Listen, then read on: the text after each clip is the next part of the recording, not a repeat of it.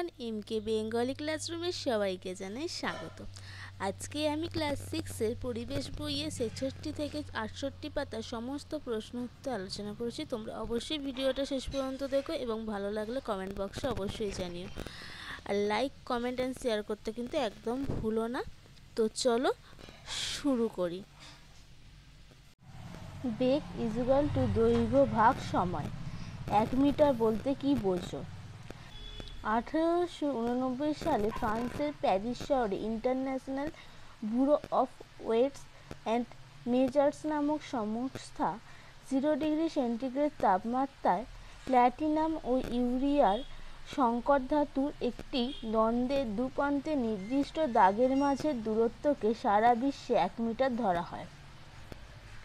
SI পদ্ধতিতে কোন রাশির একক কিলোগ্রাম? ভর।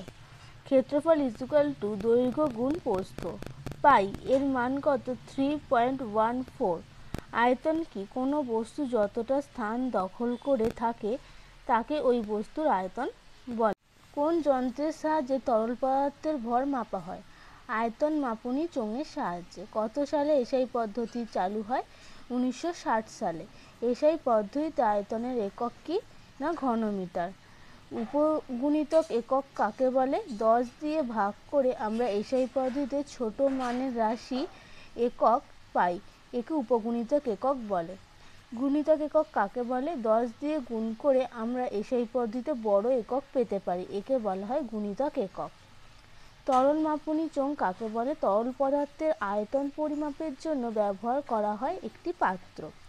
পাত্রটি কাঁচ বা অন্য কোনো স্বচ্ছ বস্তু দিয়ে তৈরি করা হয়। পাত্রটির গায়ে একটি স্কেল থাকে, ওই স্কেল থেকেই তরল আয়তন মাপা হয়। এই পাত্রকে বলা হয় আয়তন মাপনী চোঙ।